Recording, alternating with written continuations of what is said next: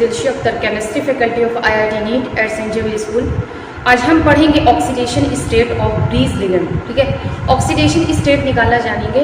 Bridge, अगर ब्रीजेज ligand दिए गए हैं तो किस तरीके से आप निकालते हैं। ठीक है, ब्रीज लिगेंड की अगर बात करूं, अभी ऑक्सीडेशन स्टेट निकालेंगे, फिर उसके बाद हम देखते हैं IUPAC इसका किस तरीके से निकालते हैं।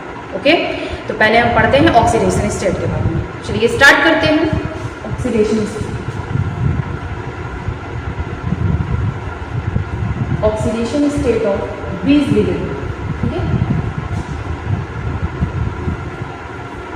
अगर हम ब्रीज लिगेंड की बात करें, ठीक है, ब्रीज लिगेंड की बात करें तो ब्रीजेस लिगेंड कुछ इस तरीके से होते हैं। जैसे हम यहाँ मान लेते हैं आपका सेंट्रल मेटल लिगेंड, यहाँ L' मानते हैं, यहाँ पे एक लिगेंड जुड़े हुए होते हैं, यहाँ पे लिगेंड कुछ इस तरीके से रहते हैं। ठीक है, इसको हम बोलते हैं ब्रीज लिगेंड।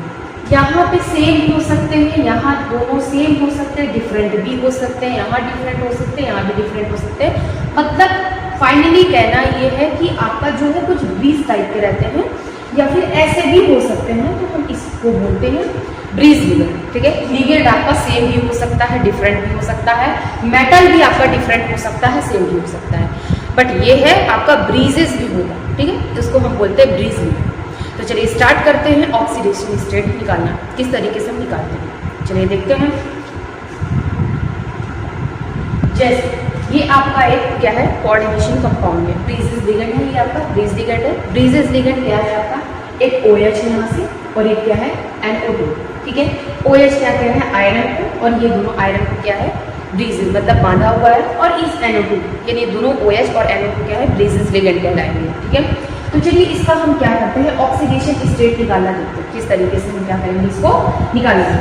चलिए, आप जानते हैं H2O क्या है, एक्वायर तरीके का न्यूट्रल लिगेंड है, और न्यूट्रल लिगेंड की वैलेंसी क्या होती है, 0 होती है। तो हम यहाँ पे देखेंगे इसको 0, ये क्या है इंटू 4 यहाँ लिख देते हैं। अब जिसका हम निकालते हैं उसको हम x लिखेंगे, तो हम यहाँ मानेंगे x। फिर उसके बाद OH की वैलेंसी क्या होती है, -1, NO2 की वैलेंसी -1। ठीक है, फिर यहाँ हम मानेंगे प्लस, ये क्या है आयरन को x मानेंगे। यहाँ पे H2O है, H2O की वैलेंसी 0, इसका मतलब ये क्या होगा 0 × 4। अब ये क्या है SO4, SO4 की वैलेंसी आप जानते हो क्या होता है, -2, और -2 में किसका है, ये 2 का मल्टीप्लाई। ठीक है, इसको हम कुछ इस तरीके से करेंगे। अब चलिए इसको सॉल्व करते हैं। ये तो आपका 0 हो जाएगा, यहाँ से x, ये x हो गया, और ये x कितना हो जाएगा 2x, ये हो गया -1 -2, और ये क्या हो जाएगा -2 × 2 = 4। इसका मतलब यहाँ पे हो जाएगा -6 = 0। कॉम्प्लेक्स के अंदर कोई चार्ज नहीं है, तो इस 0 के बराबर प्लेस को लेकर सॉल्व करेंगे। अब यहाँ से इसको सॉल्व करेंगे, यानी 2x = 6, यानी x = क्या होगा, +3। इसका मतलब जो आयरन पे चार्जेस आएंगे वो +3 आएंगे। ठीक है, हम इसका ब्रीजेस लिगेंड का ऑक्सीडेशन स्टेट कुछ इस तरीके से निकालते हैं। ओके, चलिए नेक्स्ट एग्जांपल देखते हैं। जैसे कुछ डिफरेंट भी हो सकता है और सेम भी हो सकता है, जैसे यहाँ पे NH2, यहाँ भी NH2 हो सकता है। मैंने कहा डिफरेंट भी हो सकता है, सिंगल भी हो सकता है। इस तरीके से लिगेंड अगर होंगे तो ब्रीजेस लिगेंड कहलाएंगे। चलिए इसका देखते हैं। इसका अगर आप निकालेंगे, चलिए इसका अगर आप निकालते हैं क्या है, चलिए ये क्या है आपका NH3, इसका वैलेंसी क्या होगा 0, तो यहाँ पे इसको लिखेंगे 0 × 4। इसको हम क्या मानेंगे x। ओके, NH2 क्या हो गया, NH2 आपका -1, इसका क्या हो जाएगा -1, प्लस इसका क्या होता है x, और ये क्या है NH3, इसका भी क्या हो जाएगा 0 × 2, और ये क्लोरीन का क्या होता है -1 का, ठीक है, प्लस -1 का ट्वाइस, और ये क्या है आपका ऑलरेडी -। चलिए इसको सॉल्व करिए। ये आपका ऑलरेडी 0, ये x और ये क्या हो जाएगा 2x हो जाएगा, यहाँ पे ये -2 हो जाएगा। उसके बाद ये आपका -2, ये हो गया -2, और ये भी -2।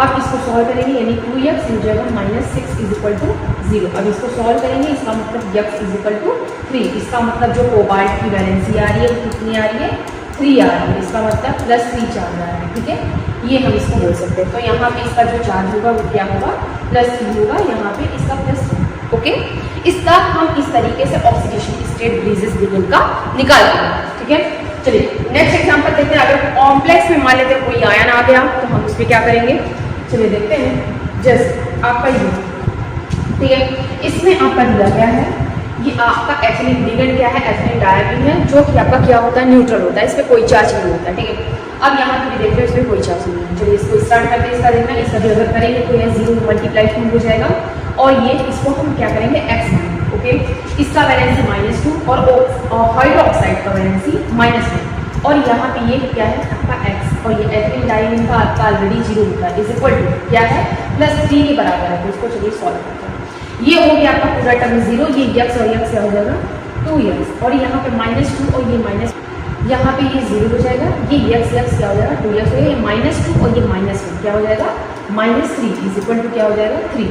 अब ये क्या है 2x और ये -3 इस साइड जाएगा तो 3 क्या हो जाएगा 6। अब इसको सॉल्व करेंगे यानी x इज इक्वल टू 3।